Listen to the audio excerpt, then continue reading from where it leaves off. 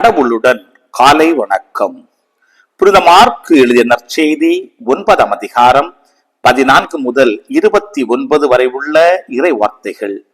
அக்காலத்தில் பேதுரு, யாக்கோபு, யோவான் ஆகிய மூவரும் மற்ற சீடரிடம் வந்த பொழுது பெரும் திரளான மக்கள் அவர்களை சூழ்ந்திருப்பதையும் மறைநூல் அறிஞர் அவர்களுடன் வாதாடுவதையும் கண்டனர்.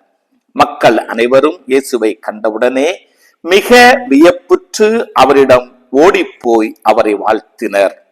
அவர் அவர்களை நோக்கி, நீங்கள் இவர்களோடு எதை பற்றி வாதாடுகிறீர்கள் என்று கேட்டார்.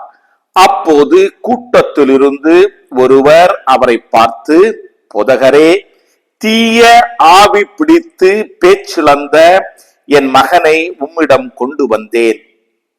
அது அவனை பிடித்து அந்த இடத்திலேயே அவனை கீழே தள்ளுகிறது. அவன் வாயில் நுரை தள்ளி பற்களை நெரிக்கிறான். உடம்பும் விரைத்து போகிறது. அதை ஓட்டி விடும்படி நான் உம் சீடரிடம் கேட்டேன், அவர்களால் இயலவில்லை என்று கூறினார். அதற்கு அவர் அவர்களிடம், நம்பிக்கையற்ற தலைமுறையினரே, எவ்வளவு காலம் நான் உங்களோடு இருக்க இயலும்? எவ்வளவு காலம் நான் உங்களை பொறுத்து கொள்ள இயலும்?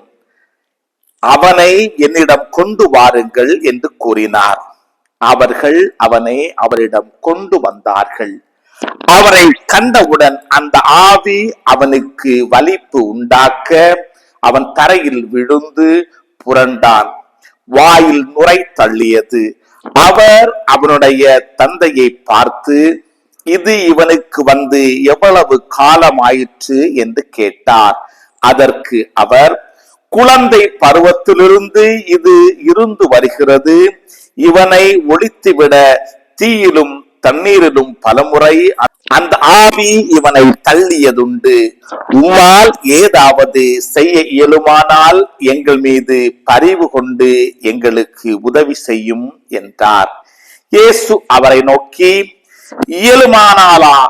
நம்புகிறவருக்கு எல்லாம் நிகழும் என்றார். உடனே அச்சிறுவனின் தந்தை, நான் நம்புகிறேன், என் நம்பிக்கையை நீக்க உதவும் என்று கதறினார். அப்போது மக்கள் கூட்டம் தம்மிடம் ஓடி வருவதை இயேசு கண்டு அந்த தீய ஆவியை அதட்டி, ஊமை செவிட்டு ஆவியே, உனக்கு கட்டளையிடுகிறேன், இவனை விட்டு போ, இனி இவனுள் நுழையாதே என்றார். அது அலறி அவனுக்கு மிகுந்த வலிப்பு உண்டாக்கி வெளியேறியது. அச்சிறுவன் செத்தவன் போலானான். ஆகவே அவர்களில் பலர் அவன் இறந்து விட்டான் என்றனர். இயேசு அவன் கையை பிடித்து தூக்கிவிட்டார். அவனும் எழுந்தான். அவர் வீட்டில் நுழைந்ததும் அவருடைய சீடர் அவரிடம் தனிமையாக வந்து, அதையே எங்களால் ஓட்ட இயலவில்லை என்று கேட்டனர். அதற்கு அவர், இவ்வகைக்கு இறை வேண்டலினாலும் நோன்பினாலும் அன்றி வேறு எதனாலும் வெளியேறாது என்றார். கிறிஸ்துவின் நற்செய்தி. இந்த நாள் இனிய நாளாக அமைய வாழ்த்துக்கள்.